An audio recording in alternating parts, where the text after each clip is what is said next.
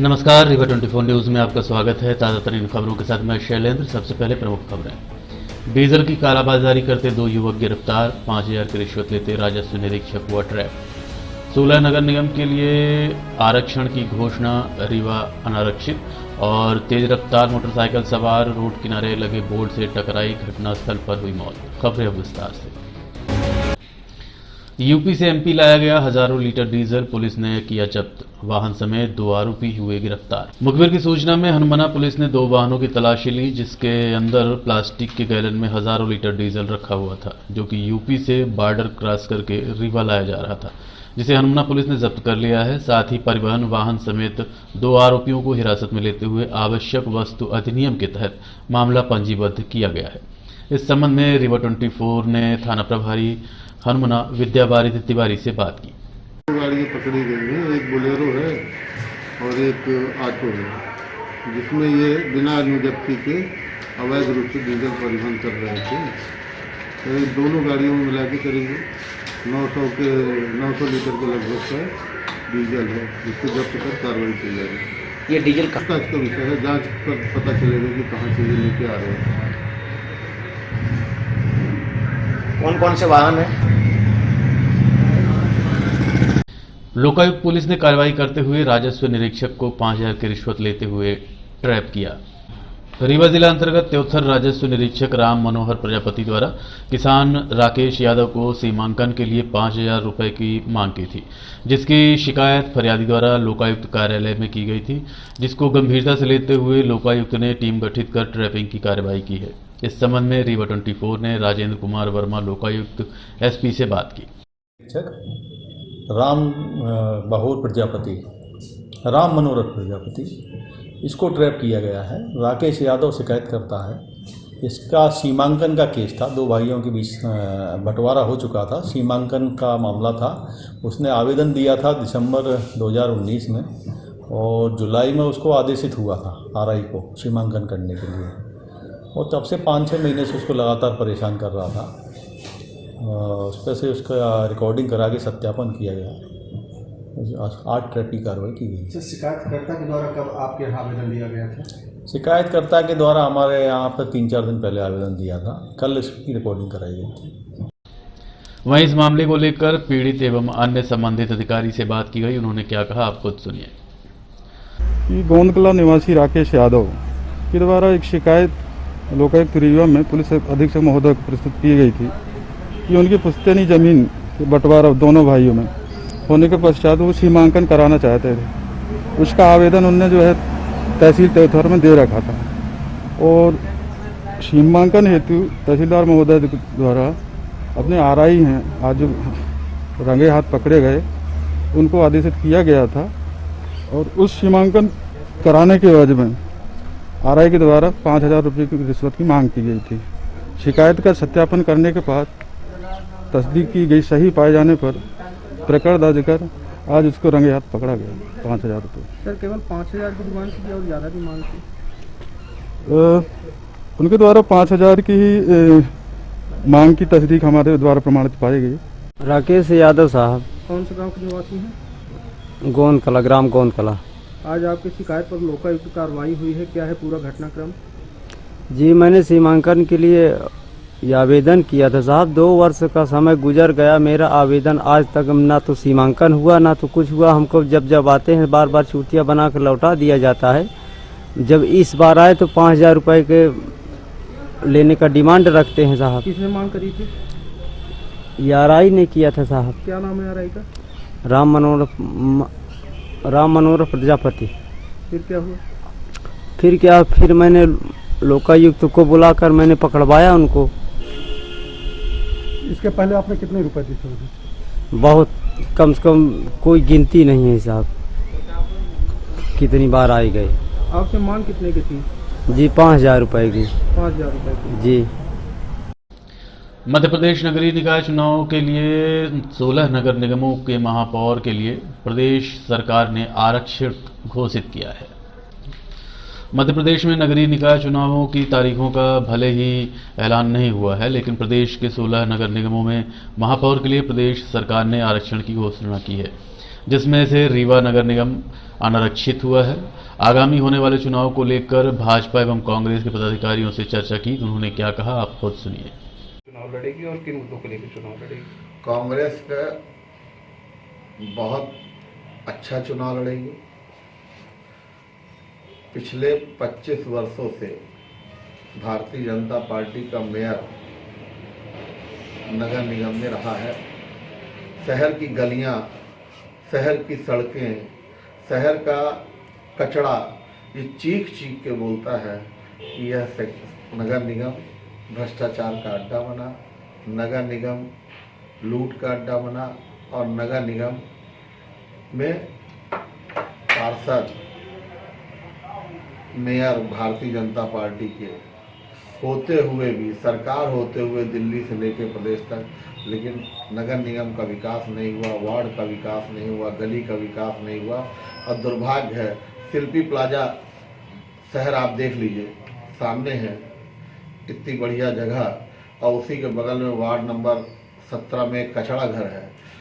वहाँ से दिन में डंपर निकलते हैं उस कचड़े घर में डालने के लिए। एक तरफ कोरोना की महामारी और दूसरी तरफ शहर से कचरा निकलता है। यह भारतीय जनता पार्टी का कचड़े का विकास है। पिछले कई दशक से भाजपा का यहाँ जो है तो कब्जा है नगर निगम में। इस बार कैसे ये कब्जा और किला भारतीय जनता पार्टी का इस बार ध्वस्त होगा। वीरेंद्र गुप्ता से लेके, शिवेंद्र सिंह से लेके, ममता गुप्ता से लेके, राजेंद्र ताम्रकार से मेयर बने, आशा सिंह बनी। आज आप भी बाइकों से घूमते हैं, सड़कों में, गली मोहल्लों में आप सब जाते हैं, कवर करने के लिए जाते हैं। क्या स्थिति है? आज पूरा शहर जाम की स्थिति में है। इसका जिम्मेदार कौन है? विकास की ओढ़ लेना कि हमने विकास किया। कुछ विकास उन्होंने अच्छे किए हैं, मैं उनका स्वागत करता हूँ। हर व्यक्ति, जो व्यक्ति चुन के जनप्रतिनिधि आता हो, किसी भी दल का हो, चाहे वो भारतीय जनता पार्टी का हो, चाहे वो बीएसपी का हो, चाहे वो कांग्रेस पार्टी का हो, उसकी यह सोच रहती है कि मैं अपने वार्ड का विकास करूं, अपने शहर का विकास करूं। तो जो लोग चुन के आए उन्होंने सच ये है कि अपना विकास किया। आधे पार्षद भारतीय जनता पार्टी के ठेकेदारी करते हैं, आप पता करिए। तो विकास उनका हुआ है, लेकिन वार्ड 31 की रहने वाली जनता का नहीं हुआ।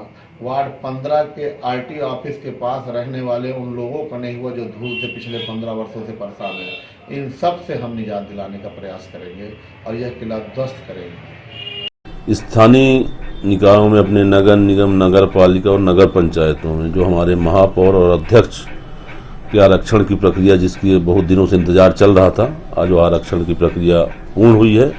हमारा रीवा नगर निगम अनारक्षित हुआ है। भारतीय जनता पार्टी अपने पिछले 17 साल के विकास के दम पर, बीच का 15 महीना छोड़ दिया जाए, उसके बलबूते पे जनता के बीच जाएगी। और निश्चित तौर पर आप पिछले 17 साल के पहले का देखें और इन 17 सालों का देखें तो रीवा में विकास न ज़्यादा हुआ है। 17 साल पहले का रीवा जो देखते हैं और आज का देखते हैं तो एक धरती आसमान का अंतर है। तो हम अपने काम के दम पर, अपने कार्यकर्ताओं के दम पर जनता के बीच जाएंगे और निश्चित तौर पर विजय हासिल करेंगे। कांग्रेस का कोई भी नेता हो, मैं किसी का नाम नहीं लूंगा, वो अनर्गल प्रलाप के अलावा उनके पास कुछ नहीं बचा है। यह उनके बूथ पे आखिरी कील होगी और परिणाम की बात समझ में आ जाएगा कि रीवा तो छोड़िए, मध्य प्रदेश में कहीं कोई एक सीट वो कांग्रेस नहीं जीतने वाली है। अभी मैं सुन रहा था कांग्रेस के प्रदेश अध्यक्ष, जो मध्य प्रदेश के पूर्व मुख्यमंत्री भी रहे हैं, छिंदवाड़ा महापौर हमारे एसटी भाइयों के लिए आरक्षित हुआ है, तो उसमें उन्होंने आपत्ति दर्ज कराई, उसका विरोध किया है। इससे उनकी अनुसूचित जनजाति वर्ग के प्रति विरोधी मानसिकता का धोतक, उन्हें तो स्वागत करना चाहिए। अगर हमारे जनजाति वर्ग का कोई भाई महापौर बनेगा छिंदवाड़ा के अंदर, वो अपने आप को छिंदवाड़ा का मानते हैं, तो उनको तो स्वागत करना चाहिए। वहां की जनसंख्या भी एसटी वर्ग की काफी ज्यादा है, पर वो उसमें विरोध करते। तो कांग्रेस का कोई भी नेता हो, राष्ट्रीय से लेकर यहाँ आपके जिले और नगर तक, सिर्फ अनर्गल प्रलाप कर रहे हैं। इनके पास कुछ नहीं बचा है, इनके पास कोई मुद्दा नहीं है। बस अनर्गल पुलाव कर। तेज रफ्तार बनी युवक की मौत का कारण अनियंत्रित होकर मोटरसाइकिल सवार रोड किनारे लगे बोर्ड से टकराया। घटना स्थल पर ही हुई युवक की मौत। रीवा जिला अंतर्गत लालगांव चौकी के पास भलुहाई मोड़ में आज सुबह भीषण हादसा हुआ, जिसमें युवक की घटनास्थल पर ही मौत हो गई। रजनीश यादव पिता गोविंद यादव अपने मित्र को छोड़कर मोटरसाइकिल से तेज रफ्तार में लौट रहा था। तभी भलुहाई मोड़ के पास वाहन अनियंत्रित होकर सड़क किनारे लगे बोर्ड से टकराया और उसकी घटनास्थल पर ही दर्दनाक मौत हो गई।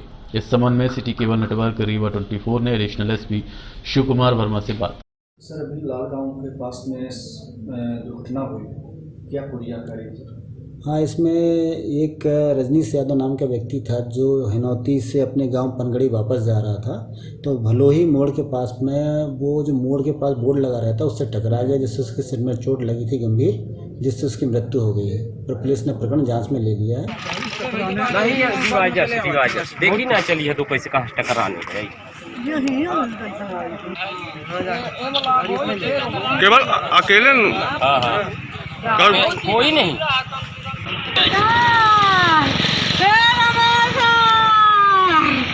वन स्टॉप सेंटर के प्रशासक एवं सुरक्षाकर्मी की लापरवाही से 15 वर्षीय नाबालिग लड़की बीते दिवस गायब हो गई थी, जिसे सगरा पुलिस ने दस्तयाब कर पुनः वन स्टॉप के सुपुर्द कर दिया है। वन स्टॉप सेंटर चिरौला कॉलोनी से बीते दिवस सुबह 15 वर्षीय नाबालिग लड़की लापता हो गई थी, जिसे सगरा थाना पुलिस ने दोपहर 3 बजे सगरा में देखा और पुनः लड़की को वन स्टॉप सेंटर में सुपुर्द किया।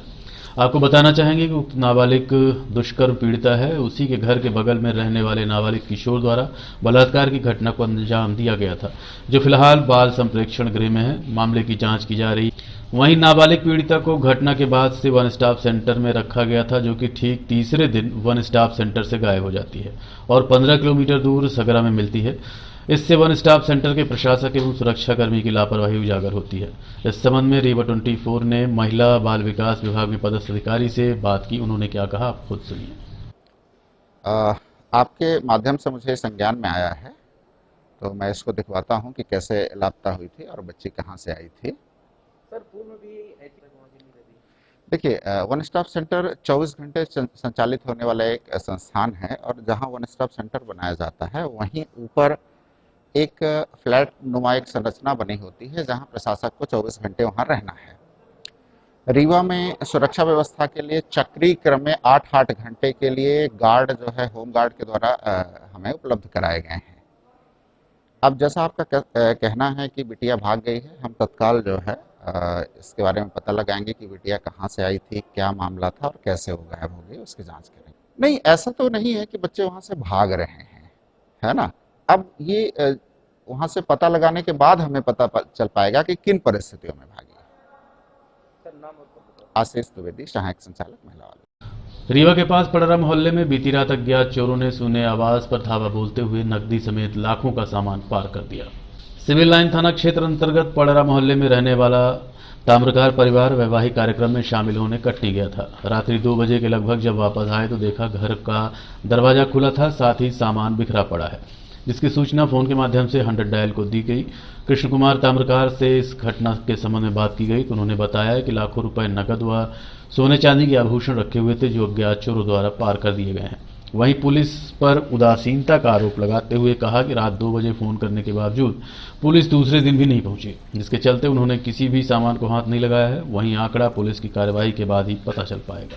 क्या नाम है आपका? कृष्ण कुमार ताम्रकार। ये कौन सा एरिया कहलाता है? ये पड़रा कहलाता है, सुमरन टोला। क्या घटना हुई है? कल ये रात को यहाँ चोरी हुई है। तो हम कहाँ गए थे? हम कटनी गए थे बारात में, और इसे रहते रात में हम आते ही रहते ही हैं।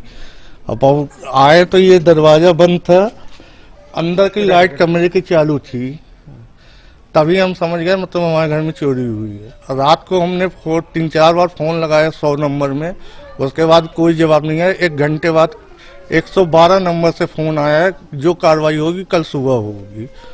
अभी तक पुलिस नहीं आई। हम थाने तक हो आए, उन्होंने पीसीआर को भेजा है। अभी अलमारी में क्या क्या सामान रखा था? अलमारी में अभी तो हम कुछ नहीं बता सकते, तब पैसा और सब पैसा सोना चांदी तो रखा ही था।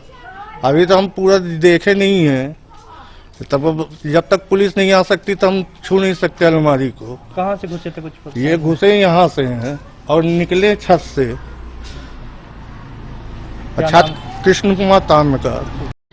देखते रहिए रीवा 24 न्यूज। मिलते हैं छोटे से ब्रेक के बाद।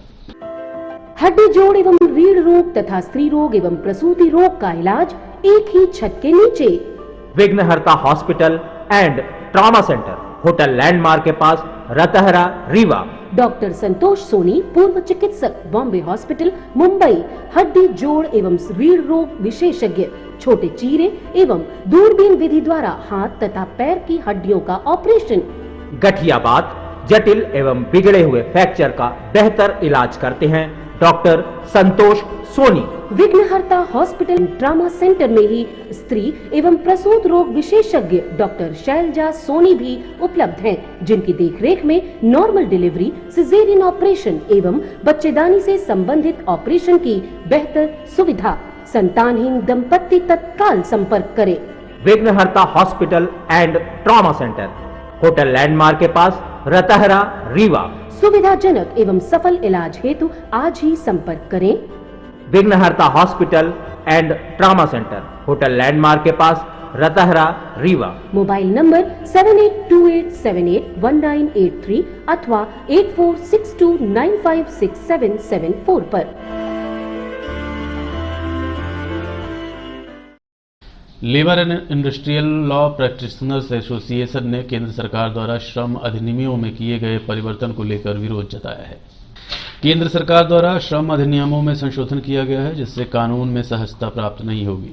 लोगों को न्याय के लिए दर दर भटकना पड़ेगा, जिसके चलते labour and industrial law practitioners association के पदाधिकारी एवं कार्यकर्ताओं ने विरोध जताते हुए principal labour secretary Madhya Pradesh के नाम कलेक्टर के माध्यम से ज्ञापन सौंपा है। इस संबंध में रीवा 24 ने ज्ञापनकर्ता लोकेश तिवारी से चर्चा की। आप लोग कलेक्ट्रेट कार्यालय में पहुंचे हुए हैं। हाँ जी। क्या मांग है आपकी और क्या समस्या है? केंद्र सरकार द्वारा श्रम अधिनियम में संशोधन किया गया है। उन श्रम संशोधनों के माध्यम से श्रम न्यायालयों को समाप्त करने का प्रयास केंद्र सरकार की ओर से है। जो वेतन भुगतान अधिनियम, न्यूनतम वेतन अधिनियम, ऐसे जो कानून थे जिसके तहत मामले श्रम न्यायालयों में चला करते थे और सहज न्याय उपलब्ध हो जाता था, वह इस संशोधन के माध्यम से यह सारे अधिकार श्रम पदाधिकारी या जिला स्तर पर जो श्रमायुक्त के कार्यालय हैं, ऐसे कार्यालयों को भी देने का प्रयास किया जा रहा है, जिससे जो कानून है वह मिलने में सहजता प्राप्त नहीं होगी और जो न्याय है उसके लिए लोगों को दर दर भटकना पड़ेगा। तो इसके लिए इस संबंध में हम लोगों ने विरोध किया है और उसी संबंध में ज्ञापन हम आज कलेक्टर महोदय को, श्रम विधि मध्य प्रदेश शासन को कलेक्टर महोदय के माध्यम से हमने भिजवाया हुआ है और इसके लिए ऊपर से कार्रवाई भी अपन चल रही है लगातार। श्रम न्यायालय कोर्ट में तो तब्दील नहीं हो जाएगा? श्रम न्यायालय का कोर्ट भी, श्रम न्यायालय को भी समाप्त करने का प्रयास एक तरह से ये लोग कर रहे हैं। कानूनों के माध्यम से जो अधिकार हैं जो न्यायालयों को थे, वो सारे अधिकार समाप्त करके अधिकरण को देने का प्रयास किया जा रहा है, जिसके माध्यम से श्रम कानून समाप्त करने। तो ऐसे में श्रमिकों को कैसे लाभ मिल पाएगा? श्रमिकों को लाभ प्राप्त नहीं हो पाएगा, श्रमिकों को बहुत ही कठिनाई होगी। अभी न्यायालय में जाने पर ही उनको इतनी सहजता से न्याय नहीं मिल पाता है, किंतु यह जो है इसको कई स्टेप में, इस व्यवस्था को उन्होंने कई स्टेप में कर दिया है। अगर मजदूर के साथ कोई समस्या है मजदूरी से संबंध में, तो पहले वह विभाग की समिति के पास जाए, विभाग की समिति उसका निराकरण करे, उसके लिए 3 महीने का समय है। समिति निराकरण करती है पक्ष में या विपक्ष में, तो फिर आप सुलह अधिकारी के पास जाइए और इसके बाद फिर तीसरा चरण होता है, तब वो जा सकता है अपनी वेतन के लिए। वो 3 चरणों पर संघर्ष करेगा, तब जाके वो न्यायालय तक पहुंच सकता है। इस तरह से कुल मिला के ये श्रम कानून को समाप्त करने का और श्रमिक जगत में जो मजदूरों को परेशान करने का एक तरह से पूरा षड्यंत्र केंद्र की सरकार द्वारा किया जा रहा है, जिसका हम लोगों ने इस ज्ञापन के माध्यम से विरोध प्रदर्शन। ऐसा पहली बार हो रहा है? ऐसा पहली बार हो रहा है। आप अपना नाम और पद बताइए। मैं लोकेश कुमार तिवारी, मैं श्रम लेबर बार एसोसिएशन में एडवोकेट हूँ, उपाध्यक्ष के पद पर हूँ वर्तमान। और अब चलने से पहले प्रमुख खबरें एक बार फिर। डीजल की कालाबाजारी करते 2 युवक गिरफ्तार, 5000 की रिश्वत लेते राजस्व निरीक्षक हुआ ट्रेप। 16 नगर निगम के लिए आरक्षण